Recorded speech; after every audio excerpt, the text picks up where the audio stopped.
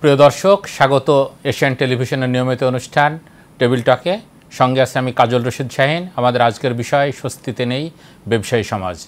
আমাদের সঙ্গে আজ অতিথি হিসাবে স্টুডিওতে উপস্থিত রয়েছেন তিনজন, প্রত্যেকেই স্ব বিষয়ে প্রাজ্ঞ, এবং আমরা মনে করি যে আজকের আমাদের যে বিষয় সে বিষয়ে তারা গুরুত্বপূর্ণ আলোচনা রাখবেন। প্রথমে পরিচয় করে দিই অতিথিদের সঙ্গে। আমার ডানে রয়েছেন সভাপতি বাংলাদেশ প্লাস্টিক দ্রব্য প্রস্তুতকারক ও রপ্তানিকারক অ্যাসোসিয়েশনের শামীম আহমেদ। মাঝে রয়েছেন সাবেক পরিচালক এফবিসিসিআই অধ্যাপক ডক্টর ফেরদৌসী বেগম, এবং সব শেষে বামে রয়েছেন শাহিদুল ইসলাম হেলাল, সাবেক সভাপতি Bangladesh chamber of industries BCI. আপনাদের প্রত্যেকেই স্বাগত আমাদের অনুষ্ঠানে। প্রিয় দর্শক, আমরা শুরুতে আলোচনায় চলে যাই। প্রথমেই জানতে চাইব আমাদের ডানে যিনি রয়েছেন শামীম আহমেদের কাছে, যে একজন ব্যবসায়ী হিসাবে এই যে অন্তর্বর্তীকালীন সরকারের এই সময়টাকে আপনি কিভাবে দেখছেন, এবং সামগ্রিকভাবে আমাদের ব্যবসার অবস্থাটা কেমন, এবং ব্যবসায়ী হিসাবে আপনারা কেমন আছেন? ধন্যবাদ আপনাকে। আমি এশিয়ান টিভিকে ধন্যবাদ দিই যে আমাদেরকে আজকে এই কথা বলার জন্য সুযোগ করে দিয়েছেন। বিজনেসম্যানরা এখন ভালো আছেন বলাটাও যেরকম কঠিন, ভালো নাই বলাটাও সেই একই রকম ডিফিকাল্ট। তবে আমাদের এক্সপেকটেশন অনেক যে বর্তমান ইন্টারিম সরকার যারা আসছেন তারা অত্যন্ত প্রাজ্ঞ ব্যক্তিত্ব, এবং তারা দেশ ও জাতিকে এবং ব্যবসায়ী সমাজকে একটা সৃজনশীল অবস্থাতে নিয়ে যাবেন, যেখানে ব্যবসায়ীরা নির্বিঘ্নে নির্দ্বিধায় ব্যবসা করতে পারবে। বিজনেসে তো অনেকগুলো কাঠামো আছে, অনেকগুলা দিক আছে যেগুলো বিবেচনায় নিয়ে ব্যবসা করতে হয়। তো আমরা আশা করব যে এই সময়টা, এই ক্রান্তিকালে যতদিন আমাদের এই ইন্টারিম গভর্নমেন্ট থাকবেন, আমাদের যে সামাজিক যে রকম সমস্যা থেকে থাকে সেগুলো থেকে আমরা দায়মুক্ত হব। তবে আমাদের অনুরোধ থাকবে সাথে সাথে যে সবচেয়ে বড় সমস্যাটা এখন সেটা হচ্ছে ব্যাংকিং সেক্টর, ফাইন্যান্সিয়াল সেক্টরের সমস্যাটা। এটা তো একদিনে সমাধান করা যাবে না, এটা অনেক দিনের সৃষ্ট জঞ্জাল। এটা তো আমরা সবাই জানি কেন এই যে জঞ্জালটা এসছে, কেন এই সমস্যাটা এসছে। ব্যাংক লুট বলেন, মানি লন্ডারিং বলেন, যেটা গত 15 বছর ধরে হয়েছে, সেটা একটা বিষয়। তবে এর থেকে উত্তরণ করতে হবে। আমার যেটা মনে হয় যে ব্যাংকগুলোকে যদি আমরা সঠিকভাবে পরিচালনা করতে পারি, ব্যাংকের পরিচালনা পর্ষদ যদি সঠিক থাকে এবং কোনো রকমের রাজনৈতিক প্রভাবমুক্ত যদি থেকে থাকে, এবং ব্যাংকিং সাপোর্টটাই কিন্তু ব্যবসায়ী সমাজকে এগিয়ে নিয়ে যাবে। আজকে দেখা গেছে, আপনি যদি হিস্ট্রি দেখবেন, অনেক শূন্য থেকে একজন ব্যবসায়ীকে আজকে অনেক বড় করে তুলেছে এই ব্যাংকিং সেক্টরটাই, এই ব্যাংকগুলোই। তো সেই দিক থেকে বলতে গেলে আমরা আবার আশা করব যে আমরা সেই অবস্থাতে যাব, ব্যাংকগুলো সেরকম সহায়তা দিবে। চলমানও রয়েছে, কোনো ব্যাংক তো বন্ধ ঘোষণা করা না, ব্যাংক বন্ধ ঘোষণা করা হয় নাই, কিন্তু এলসি খোলার জন্য বলেন, নতুন প্রজেক্ট অ্যাপ্রুভেলের জন্য বলেন, সেখানে তো সীমাবদ্ধতা আছে। এটা তো আমরা অস্বীকার করতে পারবো না। আমাদের মনে হয় বাস্তবতা স্বীকার করে নেওয়াটা সবচেয়ে বেস্ট। তাহলে পলিসি মেকারদের জন্য ভালো হবে যে ওনারা বুঝতে পারবেন যে আসলে সমস্যাটা কোথায়। এটা খুবই কমন সমস্যা যে ফাইন্যান্সিয়াল সেক্টরে যে ইয়েটা দুর্যোগকাল সময় এখন যাচ্ছে, আমি এটাকে দুর্যোগকালই বলবো। তবে আমি আশাবাদী যে সরকার এই সময়টা কাটিয়ে উঠতে পারবেন, এবং বাংলাদেশ ব্যাংক বর্তমানে যেভাবে পরিচালিত হচ্ছে, এবং আমাদের সেন্ট্রাল ব্যাংকের আমাদের অর্থমন্ত্রী কিংবা অর্থ মন্ত্রণালয় যেভাবে দিক নির্দেশনা দিচ্ছেন, সেভাবে আমরা আশা করি যে অন্যান্য ব্যাংক যেগুলো যে কিছুটা সমস্যা সংকুল ব্যাংক, তারা সমস্যা কাটিয়ে উঠতে পারবে, এবং আমার মনে হয় জনগণের আস্থাও তারা ফিরে পাবে। জনগণের আস্থা ফিরে পেলেই আমরা সেটা। ডক্টর ফেরদৌসী বেগমের কাছে যেতে চাই যে আপনি কি মনে করেন যে আসলে ব্যবসায়ী সমাজ এই মুহূর্তে কেমন আছে? দেখুন, একটা তো ইন্টারিয়াম গভর্নমেন্ট সময়, একটা অন্তর্বর্তীকালীন সময়, তো যেটা শামীম ভাই বললেন যে কেউ ভালো বলা যায় না, খারাপ বলা যায় না, কারণ আমরা একটা অস্থির সময়ের পরে একটা এখন একটা সময় আমাদের কিন্তু খুব একটা যে স্থিরতা এসছে তা না, আমরা একটা ইন্টারিয়াম অবস্থায় আছি। সব কিছু আমার মনে হয় যে একটা ডিসিশনের অভাব আছে। সেই ক্ষেত্রে ব্যবসায়ীরাও একটা ইয়েতে ভুগছে, বিভিন্ন রকম টানাপোড়েনের মধ্যেও ভুগছে, কারণ এখানে আমাদের দুটো শ্রেণীর ব্যবসায়ীতে ভাগ হয়ে গেছে টোটাল ব্যবসাটা। একটা স্বামী যেটা বললেন, একটা লুটেরা শ্রেণী হয়েছে, যারা প্রচুর ব্যাংক থেকে টাকা পয়সা নিয়ে গেছে, তার একটা টোটাল ব্যবসায়িক সেক্টরে একটা অস্থিরতা তৈরি করেছে। আর যারা সৎ ব্যবসায়ী, যারা সত্যিকারের ব্যবসা করেছে, যারা করেছে, তারাও কিন্তু একই এর মধ্যে পড়ে গেছে, যে এই ব্যবসায়ীদের মধ্যে যে বদনামটা হয়ে গেছে, সেই লুটেরা বদনামটার মধ্যে পড়ে গেছে। এই অবস্থাটার মধ্য থেকে সৎ ভালো ব্যবসায়ী এবং ফাইন্যান্সিয়াল সেক্টরে যে আপনার যে সংস্কার চিন্তাভাবনা করছে, এগুলি করতে আমার মনে হয় একটু সময় লাগবে, এবং এই অস্থির অবস্থাটাকে কাটিয়ে উঠতে একটু সময় লাগবে। পক্ষ থেকে কোনো প্রস্তাব আছে কিনা, বা আপনারা কি তেমন কোনো প্রস্তাব সরকারের বা বাণিজ্য মন্ত্রণালয়ের যিনি দায়িত্বে রয়েছেন, বাণিজ্য উপদেষ্টা, এদের সঙ্গে কোনো কিছু শেয়ার হয়েছে কিনা? দেখুন, উনি অনেক অভিজ্ঞ লোক, উনি একসময় বাংলাদেশ ব্যাংকের গভর্নর ছিলেন, উনি অর্থনীতির লোক, আমি ওনার মধ্যে এবং ওনার যে নিচের দিকে যারা আছেন, যেমন বাংলাদেশ ব্যাংকের গভর্নর সাহেব, সবাই একটা সময়ে খুব অ্যাক্টিভলি কাজ করেছেন বিভিন্ন সেক্টরে, আমরা দেখেছি, এবং ওনারা মূল সমস্যাটা জানেন। তো আমরা ওনাদের সাথে কথা বলেছি যে মূল সমস্যাটা কিন্তু ওনারা ধরতে পেরেছেন, এখন সময়ে ওনারা ঠিক করবেন।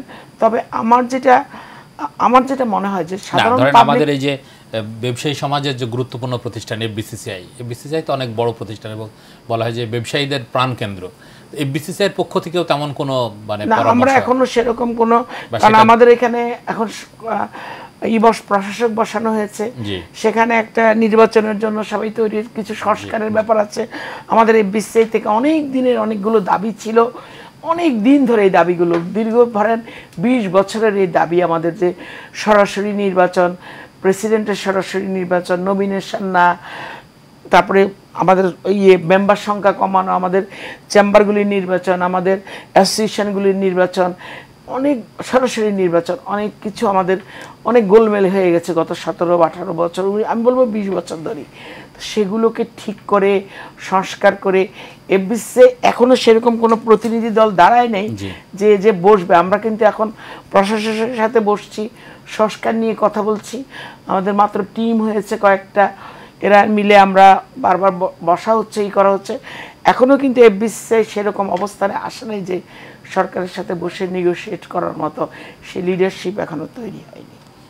শাহিদুল ইসলাম হেলাল, আপনার কাছে একটু যেতে চাই যে এই যে আমাদের ফেরদৌসী বেগম যে কথা বললেন, বা আমাদের শামীম আহমদ যে কথাটা বললেন, যে ব্যবসায়ীরা এক ধরনের ধরেন সংকটেই রয়েছে বলা যায়, বা ব্যবসার যে স্বাভাবিক পরিবেশ বা পরিস্থিতি থাকা দরকার সেইটা নেই, এবং আপা বললেন যে ব্যবসায়ীদের পক্ষ থেকেও এখনও কোনো ধরনের রূপরেখা বা তাদের দাবি দেওয়াটাও মানে ঠিক সদর্থক অর্থে যেভাবে বলা যায় যে পেশ করা দরকার সেটা করা হয়নি, এখনও হয়তো নিজেদের ভিতরে আলোচনার টেবিলে রয়েছে। সে জায়গাটা আপনার কি মনে হয় যে আসলে আমাদের ব্যবসায়ীরা এই মুহূর্তে কেমন আছেন, এবং এই মুহূর্তে তাদের কি করণীয়, বা সরকারের সঙ্গে তাদের আন্ডারস্ট্যান্ডিংটা কেমন বলে আপনি মনে করছেন? একটা জায়গা আছে যে আমি ইন্ডাস্ট্রির কথা বলি, ইন্ডাস্ট্রিয়াল ল অ্যান্ড অর্ডার একদম আনসার্টেন পজিশনে আছে। আপনারা তো সব দেখছেন যে কতগুলি গার্মেন্টসে রেগুলার গোলমাল হচ্ছে। একটা গার্মেন্টস যখন বন্ধ হয়, সাথে কি তারও কয়েকশো ব্যাকওয়ার্ড লিকেজ ইন্ডাস্ট্রি নিয়ে বন্ধ হয়, কারণ এটার কিন্তু সাইফন এফেক্টটা কিন্তু বিরাট বড়। শুধু একটা যে বেক্সিমকো গ্রুপ যে বন্ধ হলো বা বড় কয়েকটা প্রতিষ্ঠান বন্ধ হলো, এটার সাথে কিন্তু ছোট ছোট অনেক কিছু বন্ধ হয়ে গেছে। তো এটা কিন্তু একটা বিরাট চ্যালেঞ্জ, এখান থেকে ঘুরে দাঁড়ানো খুবই কষ্টকর। আর তাছাড়া গত 1-2 বছর যদি দেখেন, গ্যাস ইলেকট্রিসিটির জন্য প্রত্যেকটা ইন্ডাস্ট্রি সাফার করছে, ওটাকেও আমরা সলভ করতে পারছি না। এখন followed by labour unrest, followed by banking difficulties. যেহেতু ব্যাংকে এত রকম অনিয়ম হয়েছে, এখন নিয়মকে খুব কঠিন করতে যেয়ে কিন্তু ব্যবসায়ীর উপর ভীষণ একটা বোঝা চাপ এসে গেছে। সব ব্যাংকে এখন কিন্তু সেন্ট্রালাইজ সিস্টেমে চলে গেছে। আগে যেমন ব্রাঞ্চেসের যে শক্তি ছিল, কাগজপত্র দিয়ে আমরা কাজ করতে পারতাম যত ফাস্ট, এখন পারি না। অনেক বেশি কাগজপত্র চাচ্ছে, আর ব্যাংকাররা এত খুঁটিনাটি দেখছে যে নর্মাল কোর্সে যেভাবে আমরা ব্যবসা করতাম ওখান থেকে কিন্তু অনেক দূরে চলে গেছে। আর অ্যাসোসিয়েশন চেম্বারের কথা যেটা বললেন, আমি পার্সোনালি অনেক অ্যাসোসিয়েশন চেম্বার করেছি। একটা সময় ছিল অ্যাসোসিয়েশন চেম্বার আমাদের একটা বন্ধুত্বের জায়গা ছিল, আমরা উইজ টু মেক ফ্রেন্ডস, ব্যবসায়ীরা ফ্রেন্ডস। এখন কিন্তু এনিমির জায়গা হয়ে গেছে, এখানে কিন্তু এনিমিটি অনেক বেড়ে গেছে।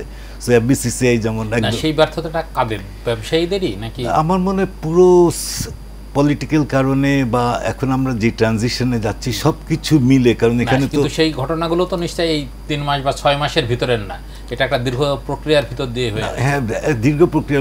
ম্যাডাম তো ডাইরেক্টলি ইনডাইরেক্টলি বললেন, দেখেন 500টা চেম্বারের অ্যাসোসিয়েশন, এত তো দরকার নাই। দিন দিনে পলিটিক্যালি এতগুলি অ্যাসোসিয়েশন, এতগুলি চেম্বার দেওয়া হয়েছে যেগুলি অলমোস্ট ইউজলেস। ওটা বেসিক্যালি অনেক চেম্বার এবং অ্যাসোসিয়েশন, ইভেন বিসিসিআই পলিটিক্সের একটা জায়গা হয়ে গেছে ব্যবসায়ীদের থেকে। সুতরাং তখন কিন্তু নেগোশিয়েট করা ব্যবসায়ীদের জন্য ওটা এক্সট্রিমলি ডিফিকাল্টিজ হয়ে গেছে। এখন দেখেন, আমি একটা অ্যাসোসিয়েশনের সাথে এখন জড়িত আছি যেখানে ইলেকশন করতে যাচ্ছি, কিছু হলেই কোর্টে যাচ্ছে, কোর্টের রুলিং এনে রিট করছে, ডিটিওর শক্তিকে একদম ছোট করে ফেলতেছে। আগে ডিটিও আমাদেরকে কন্ট্রোল করতো, আর দেখলাম যে অ্যাসোসিয়েশন চেম্বারে অনেক রকম অনিয়ম হয়, কিছু লিডাররা বারবার একই জায়গায় থাকে। এই কথাগুলো কি আপনারা অ্যাসোসিয়েশনের ভেতরে বলতে পারেন? না, এতদিন কি বলছেন যে মানে সেটা কার্যকর হোক না হোক আপনারা কি আপনাদের আওয়াজটা মানে জারি রাখছিলেন? আওয়াজ নেওয়া হয় বলি, ঝগড়া হয় বলি, দেখবেন প্রত্যেক ইলেকশনের আগে দেখবেন কোর্টে যে রিট হচ্ছে, একজনকে পারলে মারপিট করছে, ডিটোর কাছে কমপ্লেন করছে। মানে ওটার ব্যবসায়িক অর্গানাইজেশন নাই, ঝগড়াঝাটির একটা অর্গানাইজেশন, এবং এটা ম্যাক্সিমাম ক্ষেত্রে তাই। ফেরদৌসী আপার কাছে একটু যাই, যে ফেরদৌসী আপা আমাদের মানে হেলাল ভাই যেটা বলছিলেন যে এফবিসিসিআইয়ের ধরেন অনেক সংগঠন যুক্ত হয়ে মানে ভারী একটা প্রতিষ্ঠানে পরিণত হয়েছে, এবং এই সংগঠনগুলো যখন যুক্ত হলো বা আমরা ধরেন গণমাধ্যম কর্মী হিসাবে আমরা জানি যে বিভিন্ন সময় ধরেন অনেকগুলো সংগঠন মানে এফবিসিসিআইয়ের সদস্য হওয়ার যে ক্রাইটেরিয়া, সেই ক্রাইটেরিয়াটা মানে অনেকটা বানানো মতো, যে শুধুমাত্র সদস্য হওয়ার জন্য ওই লক্ষ্যের জন্য সে ওই একটা নির্দিষ্ট সংগঠন করে ওই সংগঠনের সভাপতি সেক্রেটারি যে পদাধিকার বলে আপনাদের যে নিয়মগুলো আছে। তাহলে এই যে শুভঙ্করের ফাঁকি বা এই যে জায়গাগুলো আপনারা প্রথমেই কেন রদ করেননি? বা এইখানে আমি খুব সুন্দর করে একটা কথা বলি, যে আমি একটা বাস্তব অভিজ্ঞতার কথা বলি। সেটা হলো যে কিছু লোকজন আছে এই ফেডারেশনের ভিতরে, তারা বছরের পর বছর এখানে লিডারশিপ দেয়, ওরা আনকন্ডিশনাল লিডার, এবং তারা বসে বসে অ্যাসোসিয়েশন তৈরি করে, এবং এই অ্যাসোসিয়েশন তৈরি করে সেটা ছোটখাটো, ধর একই নামে দেখা গেল, ভোটটাকে মাথায় রেখে একই নামে দেখেন, একই কাজের একই কারণে একই রকম ভাবে অনেক অ্যাসোসিয়েশন আছে। মানে আমি এটা থেকে মাঝে মাঝে অবাক হয়ে যাই। ধরেন এটা মেরামত অ্যাসোসিয়েশন, এইটা অ্যাসোসিয়েশন, ওটা অ্যাসোসিয়েশন, মানে নামগুলো দেখলে আমার মাঝে মাঝে অবাক লাগে, যেগুলো হয় কি করে, এতগুলো হয় কি এগুলো হয়েছে। এগুলিও কিন্তু পলিটিক্যালি হয়েছে, এগুলি কিন্তু সবই পলিটিক্যালি, এবং অ্যাসোসিয়েশনের ভিতরে একটা বড় পলিটিক্স আছে। আমি কয়দিন অ্যাসোসিয়েশন, আমি তো 12 সাল থেকে অ্যাসোসিয়েশনে আর ডাইরেক্টরও ছিলাম, দেখলাম যে এখানের মধ্যে বড় ধরনের একটা পলিটিক্স আছে, এবং এখানে কেউ কেউ জীবনভর এখানে লিডার আমি দেখছি। তারা যেই হোক না কেন তারা ঠিক করে কোন অ্যাসোসিয়েশন থাকবে, কোন অ্যাসোসিয়েশন থাকবে না, কোনটা কি করবে, কোনটা কি করবে। এগুলো একেবারেই একটা ভীষণ একটা ক্লামজি অবস্থা। এখন এইটা ঠিক করা, সেসব জায়গাগুলোতে কি সরকারেরও একটা মানে সরকারের তো অনেক বড় ভূমিকা আছে, কিন্তু ওনারাও আমার মনে হয় নেগলেক্ট করে গেছেন। আমি বলতে পারি যে 2000-এর পর থেকে এটা টোটালি একটা নেগলেক্টেড অবস্থায় চলে গেছে। আচ্ছা আপা, এই অবস্থার জন্য তাহলে কি ঘুরে ফিরে আমরা ব্যবসায়ীদের দিকে আঙ্গুল তুলতে পারি যে ব্যবসায়ীরা? এখন আমাদের কথা হচ্ছে ব্যবসায়ীরা সব পলিটিক্যাল হয়ে গেছে। জি জি। তো পলিটিক্স আর ব্যবসা সব একসাথে হয়ে একটা জগা খিচুড়ি অবস্থা দাঁড়ায়। আপনি বলেন পার্লামেন্টে কত পার্সেন্ট ব্যবসায়ী, ঠিক সেই ব্যবসায়ীরা কিন্তু আবার এফবিসিসিআইতে, এবং সেই ব্যবসায়ী কিন্তু অনেক কিছু চ্যানেলগুলো কন্ট্রোল করছে সেই একই ব্যবসায়ীরা। আপনার এফবিসিসিআই যারা সভাপতি, যারা ধরেন বড় বড় লিডার, তারা আবার চ্যানেলের মালিক, তারা আপনাদের গণমাধ্যমের মালিক, তারা আবার আপনার ওই পার্লামেন্টের মালিক, তারা রাজনীতির মালিক, তারা ব্যবসার মালিক, তারা ব্যাংকের মালিক, তারা কিন্তু আবার ব্যাংকেরও মালিক। টোটাল সিস্টেমটা কিন্তু এখন আপনি কাকে কোনভাবে ডিফাইন করবেন? আপনি গণমাধ্যম ডিফাইন করবেন, না ব্যবসায়ীকে ডিফাইন করবেন, নাকি পলিটিক্যাল রাজনীতিবিদকে আপনি তো ডিফাইন করতে পারছেন না, আলাদা কাউকে ক্যাটাগরি করতে পারছেন না। আমি একটা ছোট্ট কথা বলছি, তাহলে সরকার যে এখন ধরেন প্রশাসক বসালেন, এটাকে কি আপনারা সাধুবাদ জানাচ্ছেন? আমরা সাধুবাদ জানাচ্ছি, কিন্তু আমি জানি না উনি প্রশাসক তো একজন অ্যাডমিনিস্ট্রেটর, উনি আমাদের গুডউইল না হলে আমরা কিন্তু একের ভিতর 10, আমরা এক একজন একের ভিতর 10, আমরা যদি ঠিক না হই আমরা হব কিনা আমারও এটা সন্দেহ, তাহলে কিন্তু প্রশাসক কিছু করতে পারবেন না। শামীম ভাই আপনার কাছে আপনি আমার কথাটা বুঝতে পারছেন, আমরা কিন্তু আমরা সব কিছুর মালিক। আপা আপনার কাছে আবার যাবো, টোটাল সমাজের মালিক হয়ে গেছি আমরা। শামীম ভাইয়ের কাছে যাই যে শামীম ভাই তো প্লাস্টিক দ্রব্য রপ্তানিকারক প্রতিষ্ঠানের আপনি দীর্ঘদিন সভাপতি ছিলেন এবং সভাপতি আছেনও।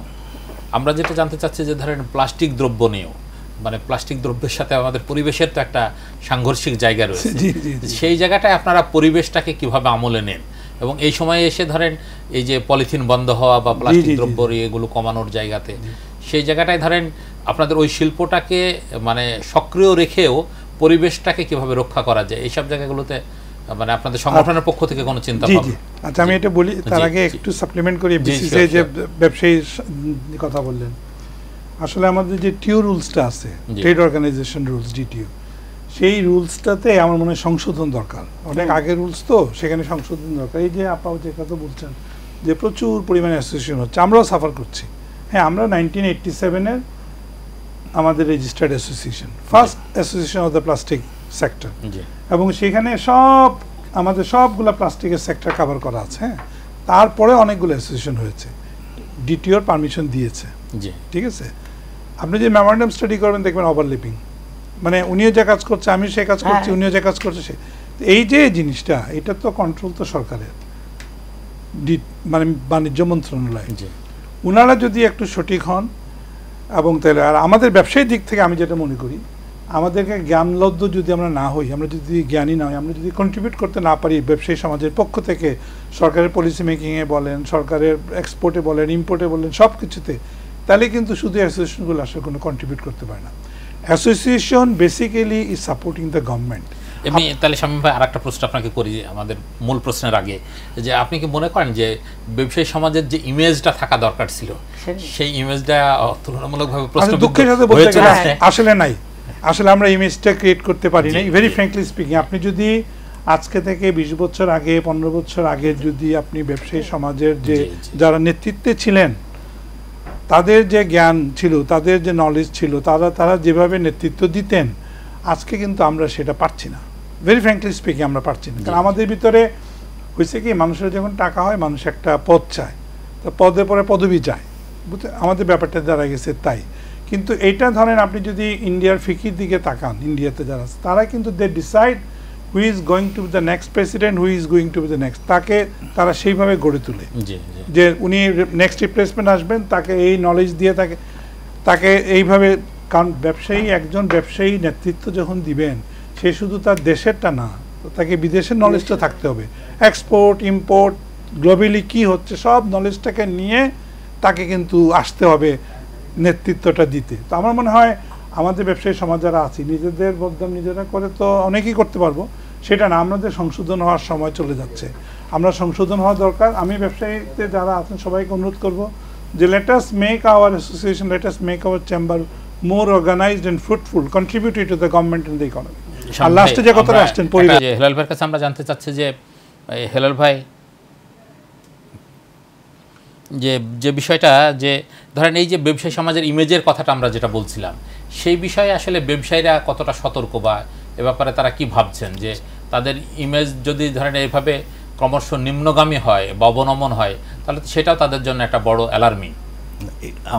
ব্যবসায়ীদের ইমেজ হয়তো হ্যাঁ একটা পার্ট, আর আমি বলছি অ্যাসোসিয়েশন চেম্বার, ওদের ইমেজটা নষ্ট হওয়ার আমি একটা বড় কারণ দেখছি আমার জানা মতে। আমি এখনও একটা জায়গায় ইনভলভ আছি, নন ব্যবসায়ীরা বিজনেস অর্গানাইজেশনের লিডার, ওর হয়তো কোনো ব্যবসায়ী নাই, ওর বিজনেস হলো একটা অ্যাসোসিয়েশনের লিডার হবে, নাম করবে, একটা ফ্রন্টে আসবে, মেবি টাকা পয়সারও ম্যানিপুলেশন করতে পারে। এখান থেকে আমাদের বের হতে হবে। তো আমরা এখন ব্যাংককে রিফর্ম করার জন্য যেমন ব্যাংকিং কমিশন করছি। আচ্ছা হেলাল ভাই, আরেকটু আমি জানতে চাচ্ছি যে ধরেন আপনি যে কথাটা বলছিলেন যে নন ব্যবসায়ীরা ব্যবসায়ী অ্যাসোসিয়েশনে, এইটা কি আসলে এফবিসিসি এর সমস্যা? আমাদের যে ধরেন ওই যে মেট্রোপলিটন চেম্বারের যে আরেকটা বিজনেস অর্গানাইজেশন আছে, নাকি তারাও একই ধরনের সমস্যা? আমি কিন্তু পার্টিকুলার কারো বলছি না, অ্যাসোসিয়েশনগুলো সবগুলি কিছু, কিন্তু আপনার যখন 400-500 অ্যাসোসিয়েশন আছে, এটা তো হতে বাধ্য। কোনো না কোনো জায়গায় দেখবেন অ্যাসোসিয়েশন লিডার কোনো ব্যবসা নেই। এফবিসিসি তো হয়তো আছে, আমার ডাইরেক্টলি বলা ঠিক হবে না, যে যাদের ব্যবসা বেসিক্যালি নেই, এটাই ইন এ ওয়ে বিজনেস হয়ে দাঁড়ায়। তো তো এখান থেকে বের হতে হবে। আমি যে কথাটা বলতে চাচ্ছি, আমরা ব্যাংকিংয়ের যে অ্যানামলিজের জন্য ব্যাংকিং কমিশন তৈরি করার চিন্তা ভাবনা হচ্ছে বা চলছে, আমাদের মনে এখন সময় আসছে অ্যাসোসিয়েশন অ্যান্ড চেম্বারকে রিফর্ম করার জন্য সরকার একটা কমিশন করা, একটা গাইডলাইন দেওয়া, ডিটিওকে আরও শক্তিশালী করা, কি কি গাইডলাইনে নতুন অ্যাসোসিয়েশন করতে পারবে। কারণ এখন হচ্ছে কি, শামীম ভাই প্লাস্টিকের কথা যেটা বললেন, আমিও প্লাস্টিক অ্যাসোসিয়েশন প্রেসিডেন্ট ছিলাম, কয়েকদিন পরপর ছোট কয়েকজনে মিলে আরেকটা অ্যাসোসিয়েশন করতে চায়। তো ওরা এত পলিটিক্যালি প্রেশার দেয় বা এত পাওয়ারফুল যে ডিটিও বাধ্য হয় আরেকটা পারমিশন দিতে। তো এই করতে করতে শুধু প্লাস্টিক ইন্ডাস্ট্রিজে মনে 8টা না 10টা অ্যাসোসিয়েশন আছে, আর সিমিলারলি অন্যখানেও এমন অ্যাসোসিয়েশন আছে, একটা সেক্টরে 4, 5টা, 7টা। তো হয় কি, আমরা যুদ্ধ করছি, আমরা একসাথে থাকছি না। তো আমাদের সরকারের সাথে নেগোশিয়েট করার জায়গাটা অনেক দুর্বল হয়ে যাচ্ছে।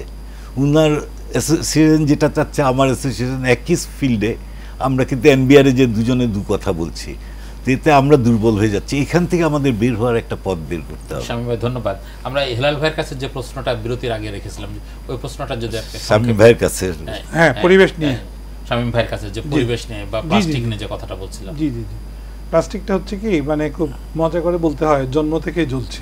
জি, বিকজ প্লাস্টিকে ইন্ডাস্ট্রি করলে, বিজনেস করলেও যেমন প্রফিট আছে, প্লাস্টিকের ব্যবসা না করে প্লাস্টিকে যদি আপনি গালি দেন, তাতেও কিন্তু মিলিয়ন ডলার আছে। আপনি নিয়ে এনজিও করে একটা গালাগালি প্লাস্টিকে করতে পারবেন। তো this is become a actually একটা সিস্টেম আর কি। আপনি ধরেন বাংলাদেশে, সেই ক্ষেত্রে প্লাস্টিক জনিত যে প্রশ্নগুলো আছে, সেই প্রশ্নগুলো কি মানে যথার্থ নয়, এরকম আপনার মনে হয়? হ্যাঁ, যথার্থ নয়, এটাই আমার মনে হয়। আমি সেটাই বলছি। আমরা 10 কেজি প্লাস্টিক পার পারসন পার আমি কনজিউম করি। জাপান 140 কেজি কনজিউম করে, 140 কেজি। কিন্তু তাদের পোস্ট ইউজ ম্যানেজমেন্টটা, হ্যাঁ, খুব সুন্দর। তাদের পোস্ট ইউজ ম্যানেজমেন্টের জন্য তাদের এই দুর্ভোগটা হয় না। পোস্ট ইউজ ম্যানেজমেন্টটা কি, সেটা কি সরকারের মানে তরফে বর্জ্য নাকি ব্যবস্থাপনা? সরকারি করে, সবই সরকারি করে, বর্জ্য ব্যবস্থাপনা। আমাদের এখানে তো সরকারেরই করার কথা। সরকার যেহেতু করতে পারছে না, ধরেন এলজিআই, সরকার বলতে আমি লোকাল গভর্নমেন্ট ইনস্টিটিউটকে বুঝাই, পৌরসভা, সিটি কর্পোরেশন, ওনাদের দায়িত্ব। সব বর্জ্য ওনারা পরিষ্কার করেন, তো প্লাস্টিককে বাদ দিবেন কেন? প্লাস্টিক বর্জ্যটাকেও নিয়ে যেতে, পরিষ্কার করতে হবে। তো প্লাস্টিকের বর্জ্যটা যদি ওনারা ব্যবস্থাপনাটা ঠিকমতো করতে পারতেন, পোস্ট ম্যানেজমেন্ট করতে পারতেন, তাহলে প্লাস্টিকের যে পলিউশনের সমস্যাটা আসছে, it is true, plastic is creating pollution because of this is man made disaster. এটা আমরা যেখানে সেখানে প্লাস্টিকটা ব্যবহার করার পরে ফেলে দিচ্ছি, যেটা ওশানে যাচ্ছে, রিভার ওয়াটার বডিতে যাচ্ছে, যেখানে যাচ্ছে, যার জন্য পলিউশনটা ক্রিয়েট হচ্ছে। আমার তো ফেলা উচিত না, সেটাকে ফেলতে হবে কোনো একটা স্পেসিফিক বিনে, কোনো একটা জায়গায় কালেকশন হতে হবে, সেগ্রিগেশন হতে হবে, ইউজ হতে হবে, রিসাইক্লিং হতে হবে, রিকভারি হতে হবে। এটাই তো নিয়ম, এটাই তো সারা পৃথিবীর। রিসাইক্লিং এর ব্যবস্থাটা যদি আপনাদের নিজেদের ভিতরে থাকতো। আমরা করি। আমরা তো ধরেন আমাদের প্রায় মোর দেন এখন পিইটি বটল যেটা, সেটা 90% রিসাইক্লিং হয়ে যায়। আপনি কোনো পিইটি বটল যেখানে ফেলে থাকতে পারবেন না। হার্ড প্লাস্টিক যেটা, সেটাও 90-95% কালেকশন হয়ে যায়। চেয়ার, ফার্নিচার যেটা, সেটা যে ইন্ডাস্ট্রি প্রডিউস করে, সেই আবার ভাঙ্গা চেয়ার ফেরত দিলে নতুন চেয়ার দিয়ে দেয় কিছু পয়সা নিয়ে, সেটাও রিসাইক্লিংয়ে আসছে। সবই রিসাইক্লিংয়ে আসছে। Only problematic plastic is thin plastic, যেটা আমাদের শপিং ব্যাগ হিসাবে যেটা আমরা ব্যবহার করতেছি এখন। কিন্তু সেটা এত বহুল ব্যবহার হচ্ছে যে সেটা আমাদের বিকল্প দিতে পারিনি। হ্যাঁ, এই শপিং ব্যাগগুলো কিন্তু জাপানে বলেন, ইউএসএতে বলেন, যেখানেই বলেন পৃথিবী, সবই ব্যবহৃত হয়। তাকে পয়সা দিয়ে কিনতে হয়। হ্যাঁ, আপনি যে 5 ইয়েন দিয়ে কিনেন, আর 5 সেন্ট দিয়ে কিনেন, কিনতে হবে। এই টাকাটা যায় সরকারের ঘরে, সরকার আবার এটা ব্যবস্থাপনা করে। আর যিনি নিয়ে গেলেন, তার দায়িত্ব হলো সে ওই টাকাটা, ওই জিনিসটা এনে আবার যথাযথ জায়গায় ফেলবেন, যাতে এটা কালেকশন। পলিথিন যখন ধরেন বন্ধ ঘোষণা করা হলো, পরিবেশ উপদেষ্টা যেটা বললেন, সেই সময় কি আপনাদের সঙ্গে এইসব বিষয়ে শেয়ারিং হয়েছিল? হ্যাঁ, আমরা অনেক কথা বলেছি, ওনাদেরকে বোঝানোর চেষ্টা করেছি, কিন্তু তার বাস্তবায়ন হয় নাই। 2002 সালে পলিথিন ব্যান করা হয়েছে। আজকে 2000 বিভিন্ন সময় উদ্যোগ নেওয়া হয়েছে না, 2002-তে সরকার আইন করে ব্যান করেছে polythene, shopping bag, polythene bag. আজকে 2024, 22 বছরে আমরা বেড়েছে, কমাতে পারি নাই। ইউএন একটা স্টাডি করেছিল, তারা দেখিয়েছে যে ban is not the solution. আপনাকে ওই সার্কুলার ইকোনমিতে, রিসাইক্লিংয়ে নিয়ে আসতে হবে, তাহলেই আপনার সলিউশনটা আসবে। এটা আমাদেরকে বুঝতে হবে। এবং আপনার কাছে আবার আসবো, আমরা একটু ফেরদৌস আপার কাছে যেতে চাই।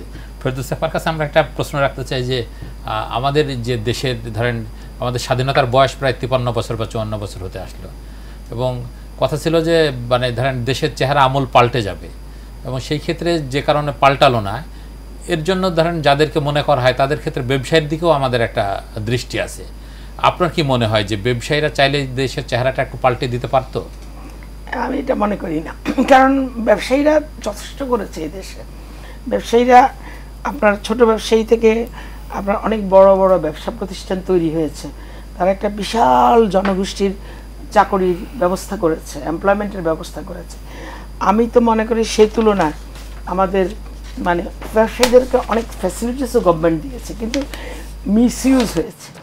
কিছু কিছু একেবারে হাতে গোনা কিছু ব্যবসায়ীর কাছে এটা কোটারি হয়ে গেছে, কোটারি হয়ে আমাদের মিসইউজ হয়েছে, হয়ে যে আমরা 53 বছরে যে আশা করেছিলাম সমাজ পরিবর্তনে, দেশের অর্থনীতি পরিবর্তনে, সব কিছু পরিবর্তনে, এখানে আমি একক কাউকে দায়ী করছি না, এখানে প্রত্যেকটা মানুষের রেসপন্সিবিলিটি আছে। আমরা কিন্তু ব্যবসায়ীরা তো ধরেন সমাজের লিডিং পজিশনে আছে এবং তারা অর্থনীতিটাই নিয়ন্ত্রণ করে, ফলে তাদের ভূমিকা আর একজন সাধারণ কৃষকের ভূমিকা কি একরকম হতে পারে? না না, ব্যবসায়ীরা সমস্ত অর্থনীতিকে নিয়ন্ত্রণ করে না বাংলাদেশের মতো ছোট ইকোনমির জায়গায়। আমার সবচেয়ে বড় কষ্ট লাগে যেখানে জানেন, এই যে আজকে প্লাস্টিকের কথা যত কিছু উঠে আসেন, পলিটিশিয়ানদের কথা, ব্যাড প্র্যাকটিস, সব কিছু আমরা আমাদের শিক্ষা খাতটাকে এমন দুর্বল করেছি। শিক্ষা খাতটাকে যদি আমরা স্ট্রং করতে পারতাম, ও যদি আমাদের লিডারশিপটা নিতে পারতো, শিক্ষা যদি আমাদের লিডারশিপটা নিতে পারতো, তাহলে আমাদের অন্য সব ক্ষেত্রে লিডারশিপটা আসতো। আমরা অশিক্ষিত রাজনীতিবিদ থেকে শুরু করে অশিক্ষিত, আমাকে মাফ করে দিবেন, অশিক্ষিত ব্যবসায়ী শ্রেণী থেকে শুরু করে বহুল ক্ষেত্রে, আমি সবার জন্য বলছি না, সব কিছু তৈরি করেছি।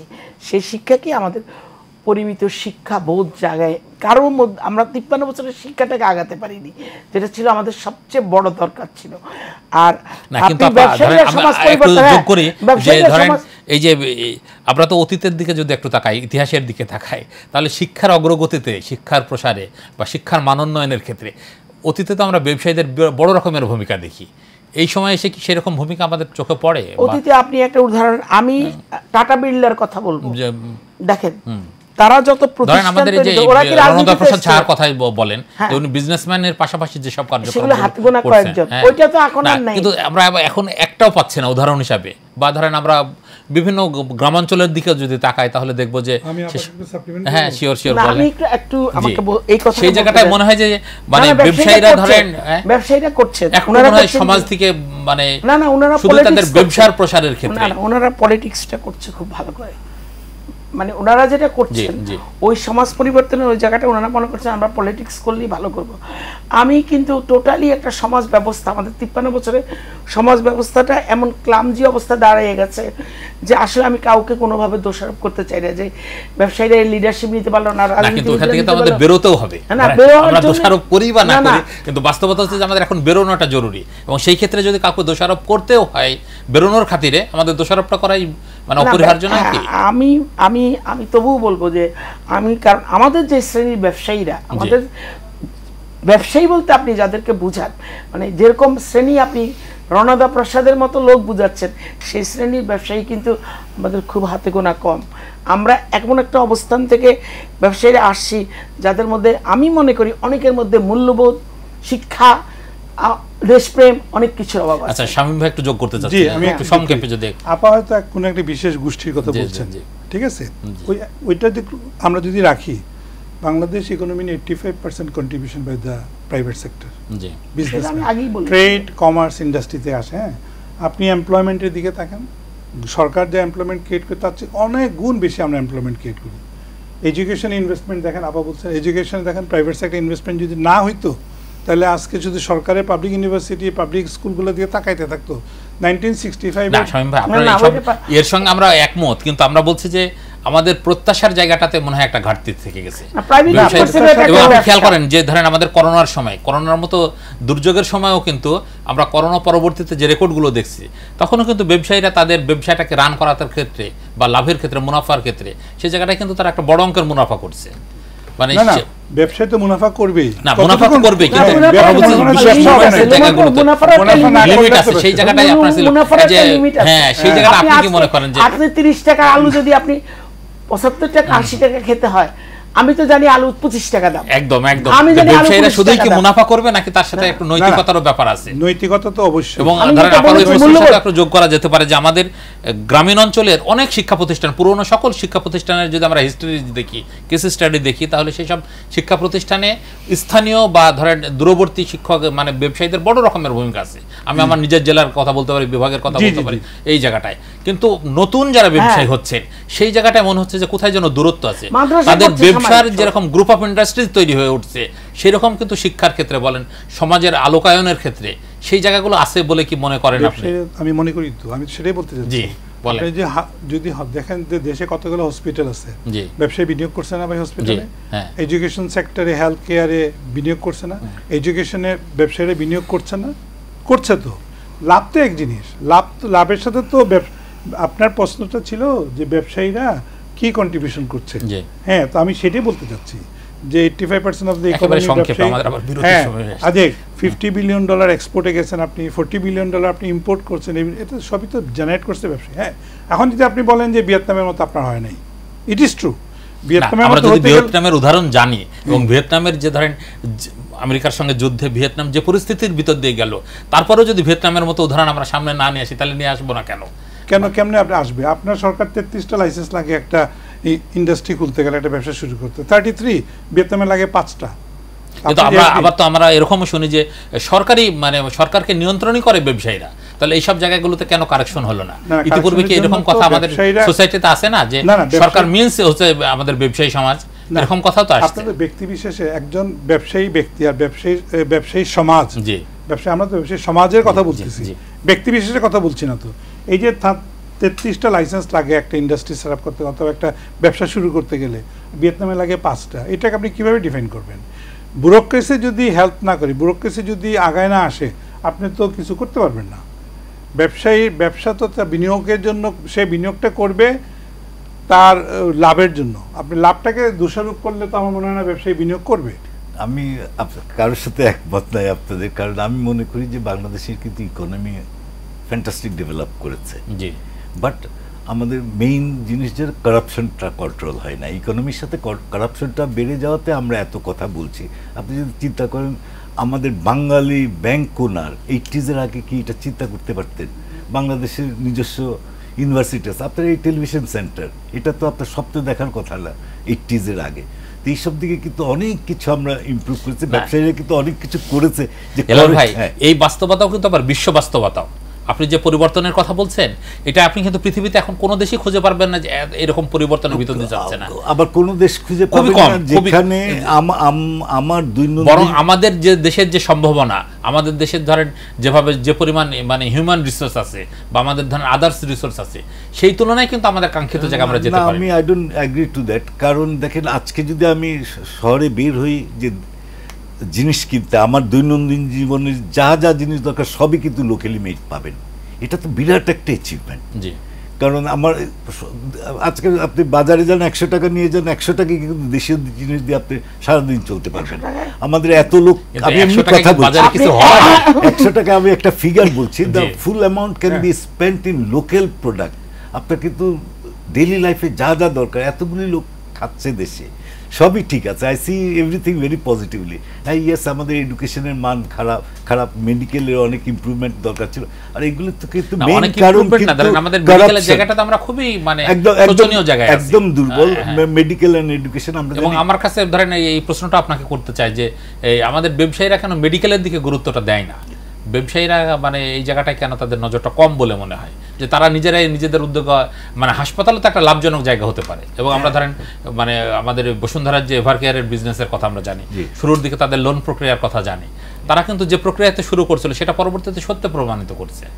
কিন্তু আমাদের এখানে ধরেন বাস্তবতা হচ্ছে যে আমাদের হাসপাতাল নেই, আমাদের চিকিৎসা ব্যবস্থা, ওষুধের জায়গাগুলোতে বলেন, এখানে তুলনামূলকভাবে প্রতিযোগিতা কম এবং কোটি কয়েক মানুষের কাছে বন্দী। ব্যাপারগুলো এইরকম মনে হচ্ছে এখন। রাইট নাও তো বিরাট একটা অপরচুনিটি ইন মেডিকেল বিজনেস, কারণ মেডিকেল হেলথ সেক্টরে যেই ইনভেস্ট করবে অনেক প্রফিট করতে বাধ্য। কিন্তু you have to look at the bank also. আপনি 15, 16, 17% দিয়ে একটা ব্যবসার জন্য ইনভেস্ট করা কিন্তু খুবই, মানে বাস্তবতা অফ করে দেন। করাপশনটাকে কন্ট্রোল করতে পারি, যে জিনিসটাই সরকার করার চেষ্টা করছে, খুব অ্যাগ্রেসিভলি হয়তো করছে, আরও স্লো করলে আমি মনে করতাম যে ভালো হতো। বাট এটা যদি কন্ট্রোল হয় দেখবেন এগুলো কিন্তু কোনো ব্যাপার না। বাঙালিরা কিন্তু ব্যবসা করতে জানে, অনেক বাংলাদেশির অনেক বিদেশে ইনভেস্টমেন্ট আছে, খুব ভালোভাবে ইনভেস্টমেন্ট আছে, আমরা জানি। আমরা তাহলে আবার একটু শামীম ভাইয়ের কাছে আসছি। যে শামীম ভাই, আমরা যে জিনিসটা জানতে চাচ্ছিলাম যে ধরেন আমাদের ব্যবসার অগ্রগতি হচ্ছে বা নানা ধরনের আমরা আশাবাদের কথা শুনছি, পাশাপাশি ধরেন আমাদের এখানে দ্রব্যমূল্যের যে পরিস্থিতি এবং মানে ধরেন দ্রব্যমূল্য থেকে শুরু করে সকল জিনিসই মানে বিষয়টা একেবারে অন্যদের কাছে চলে যাচ্ছে, মানে ধরেন গুটি কয়েক মানুষের, মুষ্টিমেয় মানুষের কাছে সীমাবদ্ধ হয়ে যাচ্ছে। এইসব জায়গায় ব্যবসায়ীদের আসলে কিছু করার আছে কিনা বলে মনে করেন? প্রথম যে কথাটা বললেন যে আমাদের যে কমোডিটি আইটেম যেগুলো আমরা ইম্পোর্ট করি, হ্যাঁ, কমোডিটি আইটেম হয়তো কয়েকটা গ্রুপ করে, ভেরি লিমিটেড, ভেরি লিমিটেড, 5 জন 6 জন অথবা 10 জনের ভিতরে এডিবল অয়েল বলেন, ফুড গ্রেন বলেন, সব কিছু কিন্তু লিমিটেড। আসলে এটা কিভাবে ভাঙবে, হ্যাঁ, এটা ভাঙা উচিত। It should be importable by many others. এইটা যদি কম্পিটিশনটা ক্রিয়েট করা যায় তাহলে দ্রব্যমূল্য কমে আসবে এবং সিন্ডিকেশন ভাঙারও চেষ্টা চলছে। বর্তমান যিনি বাণিজ্য উপদেষ্টা আছেন এবং উনি বিজনেস কমিউনিটি থেকে আসছেন, হ্যাঁ, আমি পার্সোনালি আমি আশাবাদী যে উনি হয়তো যেহেতু বিজনেস কমিউনিটি থেকে আসছেন, উইল আন্ডারস্ট্যান্ড যে কোথায় লেকিং, কোথায় প্রবলেমটা শুট করতে হবে। সো আমার মনে হয় যে এটা আমরা যদি ওপেন করতে পারি, নট লিমিটেড উইদিন 4, 5, 6, 7, 8 এর ভিতরে না থেকে আমরা যদি স্প্রেড করতে পারি, that will help us a lot to minimize, control the price and everything. আর আমাদের যে গত 15 বছরের যে সিন্ডিকেশন ব্যবসার যে একটা মানে প্রফিটেবিলিটি মোটিভ, এটা ভাঙতে হবে, হ্যাঁ, এটা ভাঙতে হবে। আর দ্রব্যমূল্য যে কথাটা বলছেন, দ্রব্যমূল্য তো আসলে অনেকগুলো কারণ সম্পৃক্ত, যে ইম্পোর্টের উপরে নির্ভর করে, ডলারের প্রাইসিং, ধরেন আজকে কয়েক বছরখানেক আগে হয়তো 86 টাকা ডলার ছিল, আজকে 123 টাকা, 124 টাকা, এটা আপনাকে কনসিডারেশন নিতে হবে। ফ্রেট ছিল $1000, $1200, এটা অনেক সময় বেড়তে বেড়তে 1600, 1400, 1500 কনসিডারে নিয়েও আমরা যে বাস্তবতা ফেস করছি, সেই বাস্তবতাটা কি মানে গ্রহণীয় কিনা বা অ্যাকসেপ্টেবল কিনা? I am not talking in favor of the price hike, যেটা হইছে সেটা পক্ষে আমি কথা বলছি না, কিন্তু আপনি যদি প্রাইস হাইকটা কমাইতে চান, তাহলে ইজ অফ ডুইং যদি বিজনেস আপনি করতে চান, তাহলে এইগুলোকে ফলো করার কথা আমি আপনাকে বলছি, যে এইগুলো করলে মানে আরও বেশি ব্যবসায়ীকে যদি উদ্বুদ্ধ করতে পারেন কমোডিটি মার্কেটে, তাহলেই কিন্তু আপনি এই প্রাইসটা করতে পারবেন। আরেকটা আমরা সবাই জানি যে ইন্টারনেট যে আমাদের এগ্রিকালচারাল প্রোডাক্ট কমোডিটি যেগুলো আসে, মাছ টাছ যেটা বলে, সেটা যে ট্রান্সপোর্টেশন হয়, এই যে পথে যে চাঁদাবাজি, হ্যাঁ, সেগুলো যদি কমানো যায় তাহলে ডেফিনেটলি কমে আসবে। একটু আমরা আপার কাছে যেতে চাই। আপা, আপনার কাছে জানতে চাচ্ছিলাম যে ধরেন ব্যবসায়ীদের কাছে বা জিনিসপত্রের দাম কমানোর ক্ষেত্রে বা ন্যায্যতার ক্ষেত্রে যখন আমরা বলি, তখন একটা শব্দের সঙ্গে আমাদের পরিচিত হতে হয় যে সিন্ডিকেট। যে ব্যবসায়ীরাও ধরেন সিন্ডিকেটের কবলে বন্দী, কিংবা ব্যবসায়ীরাও নিজেরাও একটা সিন্ডিকেট করে এবং করে জিনিসপত্রের দাম বাড়িয়ে দেয়, সয়াবিন থেকে শুরু করে চাল থেকে শুরু করে ইত্যাদি ইত্যাদি। আমার প্রশ্নের জবাব শামীম দিয়ে আমি এই কথাটা অনেকবার এই টেলিভিশনে বলেছি যে আপনার কয়েকটা আমাদের যে কমোডিটিগুলো বাড়ে, কৃষি কমোডিটি ছাড়া, যেগুলো আমার উৎপাদিত কমোডিটি ছাড়া, পেঁয়াজ, সয়াবিন তেল বা চিনি, যে কয়েকটা জিনিস যেগুলি বাড়ে, হইচই শুরু হয়, চাল, এগুলি কিন্তু কয়েকজনের হাতে আপনার এটা এলসি খোলার দায়িত্ব, আমদানি যেটা গ্রুপ জিম্মি। এবং সরকার, আমি তো বলবো সরকার তাইলে সিন্ডিকেট, সরকার কেন এগুলোকে ভেঙে দিচ্ছে না? সরকার তো জানে কারা কারা এটাকে স্প্রেড ডাউন করে। আমরা যেমন ট্যাক্সের বেলায় বারবার বলে আসছি যে ট্যাক্স রিটার্নটা স্প্রেড ডাউন করুন, একদম গ্রামের যে একটা বড় সব তাদের যে রিটার্ন, সরের রিটার্নটা একই রকম হওয়া উচিত। সেরকম যদি আপনি ট্যাক্স রিটার্ন স্প্রেড ডাউন করেন, যেগুলো বেরিয়ে আসবে, অনেক বড় বেনিফিট বেরিয়ে আসবে। সেরকম আপনি যদি ব্যবসায়ীদের এই যে কয়েকজনের হাতে যে আমরা জিম্মি হয়ে আছি, এইটাকে যদি আপনি স্প্রেড ডাউন করে দেন। আমাকে একজন বললো যে এলসি খুলবে, আরে এলসিতে আপনি সরকার সে সাহায্য করবে যে আমি 10 জনের হাতে না দিয়ে আমি 20 জনের হাতে দিয়ে দিলাম, তাহলে তো প্রতিযোগিতা হবে। তাহলে তো আমার 5 জনের যে সয়াবিন আনে, এখন তো 5টা কোম্পানি আনে সয়াবিন, গত সপ্তাহ 20 টাকা বেড়ে গেল, ইচ্ছা মতো বাড়াচ্ছে কমাচ্ছে, এটা হলো একটা। আর কৃষিক্ষেত্রে যেটা বলছে, উনি বলছেন যে চাঁদাবাজি বিভিন্ন ঘাটে ঘাটে, এই কথা বহুবার বলেছি যে ওদেরকে শুধু একটা আলাদা গাড়ি, মানে ট্রান্সপোর্ট সিস্টেম, যে এটা আমার আলাদা, এই ট্রান্সপোর্ট শুধু আমার কৃষি পণ্য জন্য আসা হবে। আমরা একটু শামীম ভাইয়ের কাছে যেতে চাই। যে মানে না আমরা একটু হেলাল ভাইয়ের সঙ্গে কথা বলি আমি এটা শেষ করে যে একটু তাহলে সংক্ষেপে একেবারে আমরা শেষের দিকে সংক্ষেপে আমি বলছি যে কৃষকের ন্যায্য মূল্য নিশ্চিত করার জন্য উপজেলা যদি সেন্টার করা হয়, যেটা আমরা একটা মডেল করে দেখিয়েছিলাম আমি আমার ছেলের সহ রংপুরে, সেরকম একটা মডেল আমাদের কাছে বললে আমরা করে দেখি এটা কিন্তু বাস্তব করা যায়। আচ্ছা, ধন্যবাদ আপা। হ্যাঁ হেলাল ভাই, আপনার কাছে আমরা যেটা জানতে চাচ্ছি যে ধরেন আমাদের মানে এখন বাস্তবতা হচ্ছে যে আমরা বেশিরভাগই আমদানি নির্ভর দেশে পরিণত হচ্ছে।